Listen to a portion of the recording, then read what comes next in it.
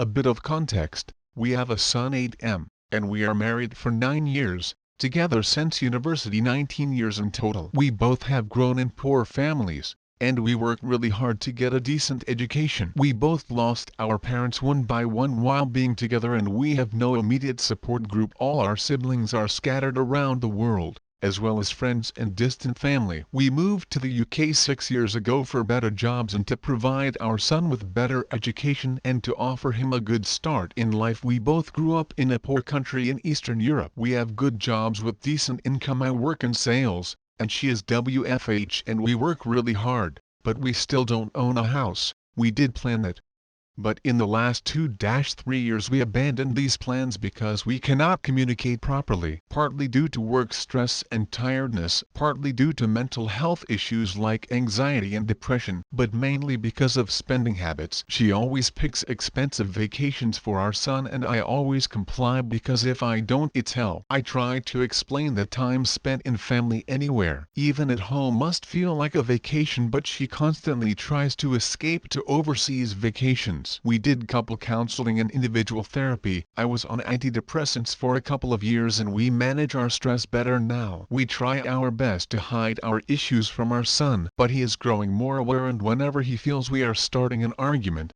he is trying to distract us with silly questions and recently with bad behavior, in order to draw our attention from our argument, although we are just having a conversation, and it breaks my heart. One of the main issues is she has undiagnosed ADHD. 99% sure, she can't focus on a conversation for more than 15 seconds, starts to provoke me, and gets manipulative and emotional, eventually bringing out the worst in me. And sometimes I lose my calm. If I try to ignore it, gets worse and the problem remains unsolved. If I try to tell her it is not a good time, or not when our son is here, she blames me for everything, even when we have to discuss daily problems like our son's education, errands, bills, or intimate stuff.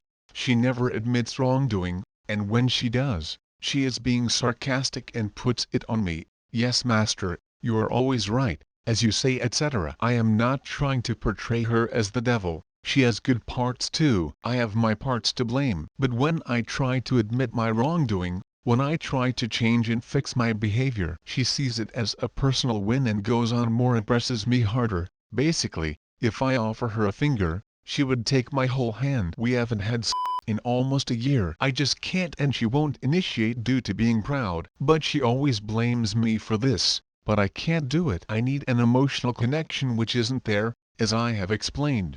Our therapist suggested divorce in an individual session because we are unhappy and we don't love each other. Therapist words: if you are unhappy together, your son will also be unhappy. He will be happy if at least one of you is happy, no matter if you are together or separated. I am worried about our future, about our son's future, and try my hardest to make things work. I don't know what to do. I mentioned to her yesterday about divorcing, and since then she went mayhem, constant blaming. She also manipulates our son. Daddy wants to leave us, although I want to be 100% involved in my child's life. Our son is way smarter, kinder and empathic than we ever were, and I explained to him I will always be here for him and never leave him. I have never been more afraid. I don't know what she is capable of. She once hit me during the pandemic and told her GP that I used violence. The police came weeks later to investigate and found no wrongdoing, and when I brought this to the couple's counseling, she denied that she hit me and blamed me again. I am tired of being afraid. Any decision will be better now than doing nothing and accepting my fate. Update. So, after thinking a lot about this, I decided to confront my anxieties and tell my wife I want a divorce. But first, we need to separate, me moving out, and discuss shared custody and other plans. As stated in my previous post, I previously mentioned divorce to my wife and she probably thought I was bluffing. We arranged a meeting for yesterday. We have busy schedules and our son was at school and put all the cards on the table. I was rational and calm and she listened with her eyes fixed on me without blinking for the whole 10-20 minutes, which is unusual. I have explained that this is a mature thing to do and it will benefit everyone. We can continue like this because it will destroy everyone in our family eventually. But when I finished and asked her what are her thoughts, she started to beg me to reconsider. She will change and she will rethink her life choices and we will make it work. She begged me all day long until we went to bed. She kept messaging me, sending voicemails, etc. All saying the same thing: please don't leave, we will make it work. She was all emotional and I could not get her to reason. This was her continuous reply in various ways and forms, trying to remind me of the good times and moments. I know that half of her so-called emotional arguments are true. They are exactly where my doubts are, and where our things really were working out. And she promised the other bad things: she will improve and she will be a better mother and wife. After I slept over this, I'm having second thoughts again. I have been rational all the time, but now I am torn. I can't even drink a coffee. People that have separated or were on the brink of divorce but gave up and moved forward being together. How did you work out things and how is life after? What were the boundaries set and how did they work? Relevant comments. You are unhappy together. You haven't had sex in a year and she is manipulative and blames you for most everything. You can't change people. They can only change themselves. You can give her a chance if you want, but in your previous post you mentioned that you told your therapist you don't love each other anymore, so what's the point? OP reply: I agree with you. I am trying to see if there is any way we can bring to life what we once had. I am now very confused and the mixed feelings are tearing me apart and I can't think rationally. If there is a chance that she will change, I will double that and take it and also change myself. I just need to see if there is anyone who experienced this. It may be wishful thinking, but there might be some couple that made it work and have been in our situation. Ask her this: if she could really change the way she acts and treats you, why didn't she do it before? Why didn't she change when she was physically abusive, instead of lying about it? If threatening to leave is the only way she will change, how long do you think it will last? Does she even know what it is she's supposed to change? Ask her. Her answer will have nothing to do with the real issues. You've known her a long time. Do you honestly believe she is capable of changing? OP reply: she thinks that she never had a female role model in life. Her mom was a domestic abuse figure and her dad was physically beating her mom until they grew up. I am always trying to use soft power and convince people, rather than forcing them. That is why I feel now she is being forced by my decision and she really wants to change, but I don't know if it will be long term. I believe people can change, but only if this comes from themselves, not from exterior pressure. She's not upset he's going to get out of her life. She's upset because her comfort of the codependency is pulled away from her. He made the finances work. He became the punching bag of her stress. He can rescue her from her external image she created to the outside world. But because she wants to keep the comfort above rather than him, her behavior won't change. Especially finances. A person's spending habits reveal something deeper about how they handle delayed gratification. That was the first story and now we are going to listen today's second story.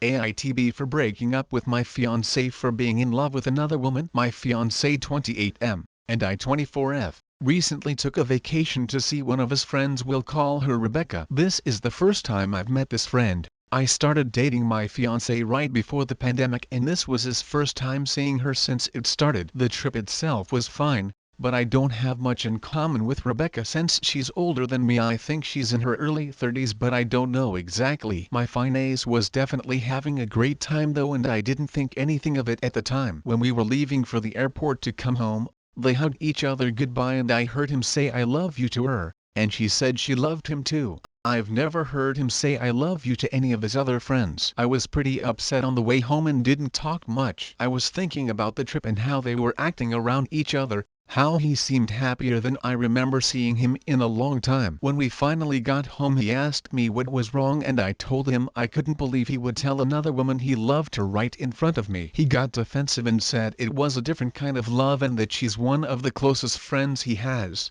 and that there's not a romantic connection between them. I asked him if he ever had romantic feelings for her and he got quiet for a minute before saying he did have feelings for her years ago before we started dating, but she didn't return the feelings and he put it behind him. I got really upset at him and told him I don't want her at the wedding, and he said that he can't do that because he already asked her if she wanted to be one of the groomsmen. I got more upset that he didn't run it by me first and told him that if he loved her so much that he can marry her instead, and I left. I'm staying with my mom now and he's been trying to reach me to talk about it, but I haven't answered him. A couple of my friends say I'm overreacting and I'm starting to think maybe that's true. AITB, edit. You all have made your point. I feel awful for how I reacted. I'm not used to having partners that are comfortable around their friends enough to tell them they love them. I let my insecurities get the better of me and it was wrong of me to take it out on my fiancé. I left this out from the original post, but I have been cheated on before and I think that's where this stems from. I finally responded to him and asked if we could talk this weekend and he agreed. I hope I didn't ruin this forever because I do love him. Update.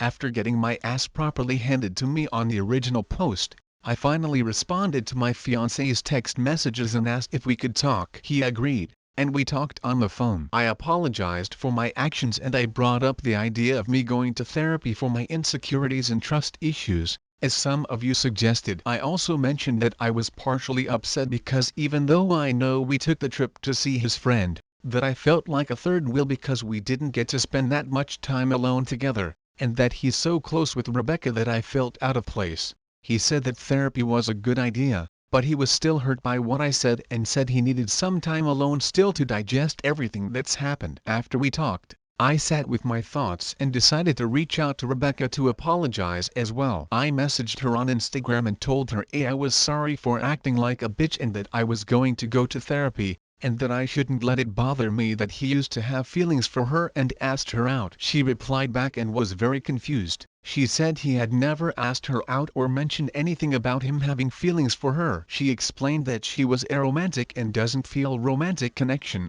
and can be oblivious to when people have feelings for her. She said she always thought of the relationship more like a sibling one, and thought he felt the same. I was so confused and upset at that point that I had to take a walk to clear my mind. I left my phone behind, probably a dumb idea, but I didn't want any distractions. I got home from my walk and I had a bunch of missed calls and texts from my fiancé, saying we needed to talk ASAP. I decided to call him back and he picked up the phone and started yelling at me, asking why I talked to Rebecca and told her what I did. I explained that I thought it was the right thing to do and that I owed her an apology. Apparently after I talked to Rebecca, she talked to him and asked him if what I said was true. My fiancé was caught off guard and didn't know what to tell her. I asked him what he said and he said he ended up telling her the truth. I asked him what the truth even is. He was quiet again and then said the truth is complicated. I'm like, WTF does that even mean? He said he doesn't think his feelings for Rebecca ever truly went away, but that he is more in love with me and wants to marry me. He wants Rebecca to always be a part of his life and that's why he asked her to be his best man. He told me she was just a groomsman before. I told him I was tired and needed to go to bed. I cried myself to sleep last night. I don't know what to think anymore. My mom says that I can continue to stay with her. I'm scared and alone and I don't know what to do. Final update. I've officially called it off. I couldn't trust my fiancé anymore after he lied to both me and Rebecca about his true feelings. He was apologetic, but he seemed to understand he was in the wrong and that there wasn't any going back to the way things were, so he didn't fight it or anything. Luckily for me, my mother has been incredibly supportive. I've moved back in with her and she's letting me stay for as long as I need until I can get back on my feet. I still plan on going to therapy. Even though my intuition was right, I was still immature about the situation and insecure enough to have that intuition in the first place. If I had been wrong, I'd be a major bitface. I shouldn't let my past experiences with cheating partners affect future relationships. Even though he lied to me, I don't hate my fiancé. Love is a complicated thing, and sometimes it's hard to move on from the feelings you have. I don't know what will happen, but I do wish him the best going forward. Despite everything that's happened, I'm pretty happy with my life right now. Things have definitely been better, but I'm making the most of it. My mom and I have become closer, and my friends have helped me explore new hobbies in efforts to help cheer me up. I've discovered an interest in creative writing and am excited to see what I can do with that. I think that OOP's ex knew he would never be in a romantic relationship with Rebecca, since she's RO, and so he tried to replace her with OOP. And that was an extremely shitty thing to do. He should have taken his time getting over her, before exploring the dating world again. I'm glad all of that came out now, before the wedding. It's shitty dating a person who's in love with someone else, but it would have been a million times worse if OOP found out after the wedding or even if they had a child. Thanks for listening everyone. If you enjoyed today's story, Make sure to give this video a thumbs up and subscribe to Red Relationships to never miss a future upload.